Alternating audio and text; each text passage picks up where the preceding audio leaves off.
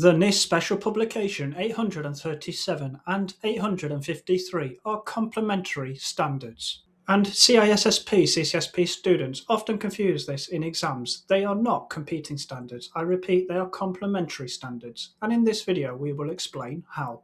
Starting with the NIST SP 853, that's 80053. And the important technical takeaway is this is all about the controls. In fact, this special publication contains a comprehensive catalogue of over 1,000 cybersecurity controls organized into control families. And there is a lot of science behind these controls because they tie in nicely to the RMF Risk Management Framework, which we'll discuss later in the video. But to really understand the SP 853, here is a bonus CISSP CCSP exam tip.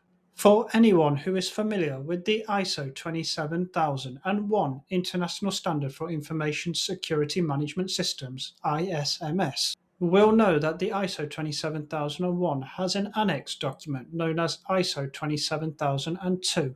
And the 27002 is essentially a checklist of cybersecurity controls that support the 27001 certification.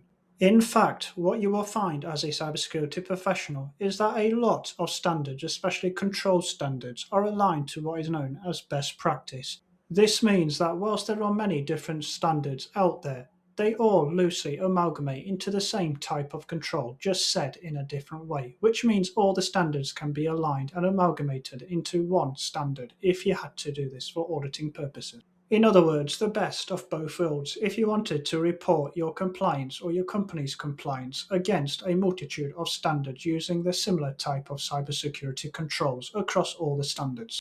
Furthermore, there is actually an organization that has done all this mapping for you, and it is known as the Secure Controls Framework, SCF, which takes controls from many different cybersecurity and privacy frameworks, regulations, and puts them together into one best-in-class framework, or a master framework, if you will.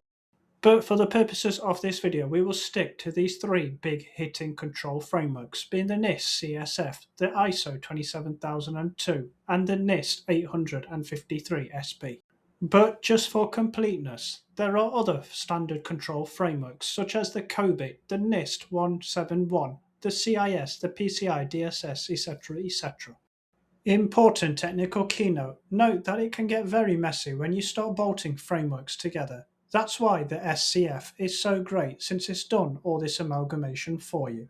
But generally, if you had to choose a framework, the ISO 27001/2 or the NIST 853 are the industry big hitters, and the NIST CSF is a decent choice for smaller companies. But be aware when it comes to larger compliance requirements, such as the PCI, Payment Card Industry Data Standard, the NIST CSF will be too small.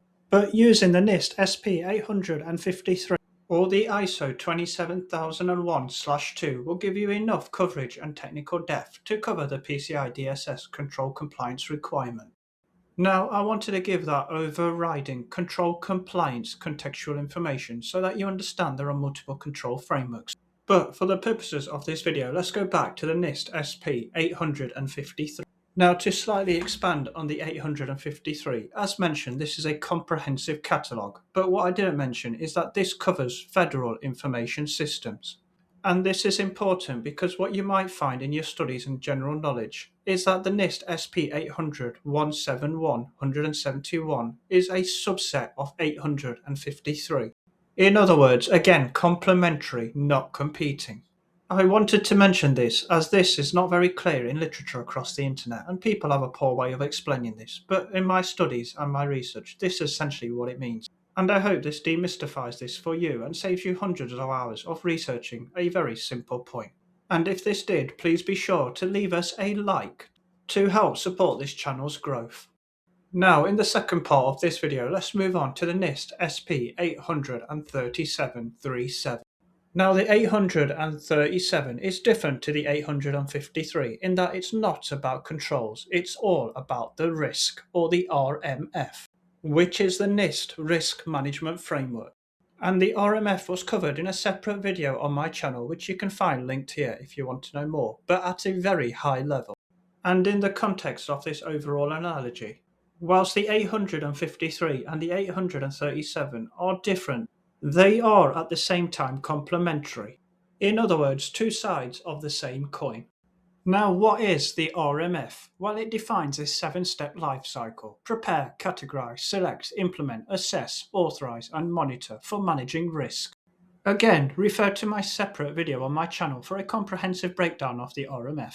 But these are the stages in a nutshell, or should I say, turtle shell. And the key technical takeaway of the RMF, to tie this back to the controls, is the third step of the RMF, which is selecting the appropriate security controls from the control catalogue, e.g. the NIST SP 853. And here's another important exam takeaway. The NIST Special Publication 853 was recently revised based on the Federal Information Security Strategy of Build It Right, then Continuously Monitor. And the idea behind this was simple: to loosen the reliance on periodic audits and focus more on building security from the start. As just like multiple frameworks, trying to bolt security at the end of the product line is very difficult, compared to building security from the start. And again, just like the NIST 853, which had the 171, the NIST 837 also has the 137, which is a subset of the 37. The 37 being the overall RMF, but the 137 focuses on the last step, the 7th step, being the monitor step. And you may hear this being referred to as the ISCM, which is the Information Security Continuous Monitoring Program.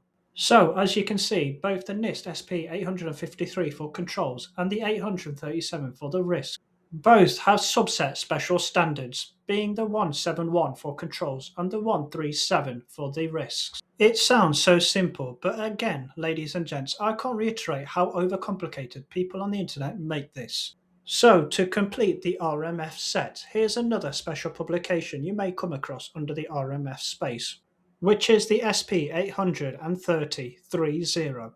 And the 30 standard gives specific step-by-step guidance on how to conduct the risk assessments required within the RMF. Again, the RMF being the 837-37. And just in case that still doesn't make sense, let's make it absolutely crystal clear. Think of the RMF and the risks, the 837 as the why and the what, and the 853 controls as the how, or in other words, the risks are to guide and the controls are to act. I hope you found today's video extremely informative and enjoyable. If you did, please be sure to like and subscribe if not already to this channel, as I am a small content creator and this is a new YouTube channel, and every like and subscribe is so vital to help push this channel further and further up YouTube to reach larger and larger audiences. Thank you for watching today's video. I hope you enjoyed the content as much as I enjoyed creating it. If you would like to see more content like this, it would be super fantastic if you could leave a like and subscribe to help support this channel's growth.